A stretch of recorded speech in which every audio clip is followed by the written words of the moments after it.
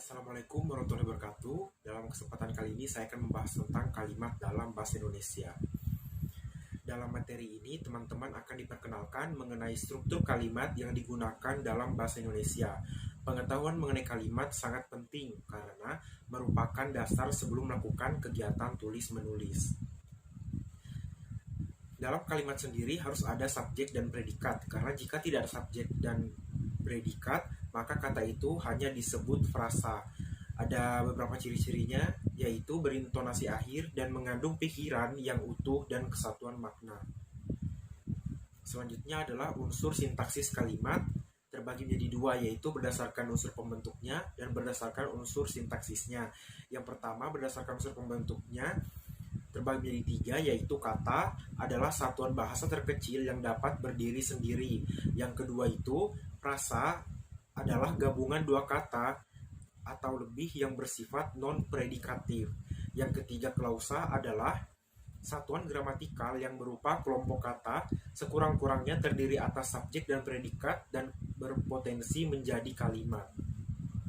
Selanjutnya berdasarkan unsur sintaksisnya ada 5. Yang pertama, subjek adalah unsur pokok yang terdapat pada sebuah kalimat. Yang berperan dalam kalimat adalah sebagai pelaku atau orang yang melakukan kegiatan tertentu. Subjek secara umum berupa kata benda seperti nama orang, binatang, tumbuhan, atau benda. Salah satu fungsinya yaitu memperjelas makna dan menjadi pokok pikiran. Yang ciri-cirinya salah satunya itu merupakan jawaban atas pertanyaan apa atau siapa. Dan yang kedua ada predikat yang menyatakan kegiatan yang sedang dilakukan oleh subjek, yang pada umumnya merupakan kata kerja, tetapi tidak menutup kemungkinan juga berupa kata bilangan, kata benda, frasa, atau maupun kata sifat. Salah satu fungsinya yaitu membentuk kalimat dasar, kalimat tunggal, kalimat luas, dan kalimat majemuk. Salah satu ciri-cirinya yaitu disertai kata-kata aspek atau modifikasi. Yang ketiga, objek merupakan unsur kalimat yang dikenai perbuatan atau menderita akibat perbuatan subjek. Kehadirannya ini dalam kalimat bergantung pada jenis kalimat serta ciri khas objek itu sendiri. Salah satu ciri-cirinya yaitu tidak didahului kata depan. Yang keempat adalah pelengkap, merupakan unsur kalimat yang berfungsi melengkapi informasi, mengkhususkan objek, dan melengkapi struktur kalimat. Yang kelima itu keterangan. Keterangan merupakan unsur kalimat yang memberikan informasi lebih lanjut tentang suatu yang dinyatakan dalam kalimat. Misalnya, memberi informasi tentang tempat, waktu, cara, sebab, dan tujuan. Pola kalimat dasar ada beberapa. Yang pertama SP, yang kedua SPO, yang ketiga SPPL, yang keempat SPKet, yang kelima SPOPL, yang keenam SPOKet, yang ketujuh SPPLKet, dan yang terakhir SPOPLKet.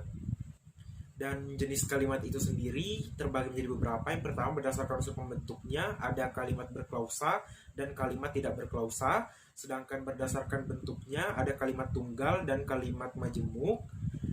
Berdasarkan fungsinya ada kalimat berita atau pernyataan atau disebut dengan deklaratif, kalimat pertanyaan, kalimat perintah atau imperatif, dan kalimat seruan. Sedangkan berdasarkan kelengkapan unsurnya ada kalimat sempurna, kalimat tak sempurna, dan berdasarkan susunan subjek dan predikatnya ada kalimat versi dan kalimat inversi. Selanjutnya adalah kalimat efektif. Kalimat efektif adalah kalimat yang memiliki kemampuan untuk menimbulkan kembali gagasan-gagasan pada pikiran pendengar atau pembaca seperti gagasan yang ada pada pikiran pendengar atau pembaca. Kalimat efektif ini dikatakan efektif apabila berhasil menyampaikan pesan, gagasan, perasaan maupun pemberitahuan sesuatu dengan maksud pembaca atau penulis.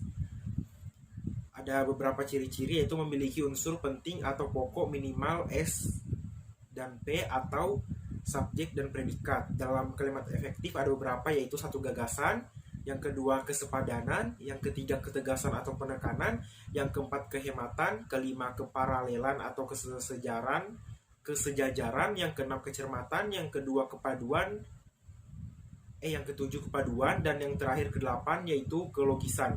Sekian dari penyampaian materi saya. Jika ada kesalahan dan kekurangan, saya mohon maaf. Assalamualaikum warahmatullahi wabarakatuh.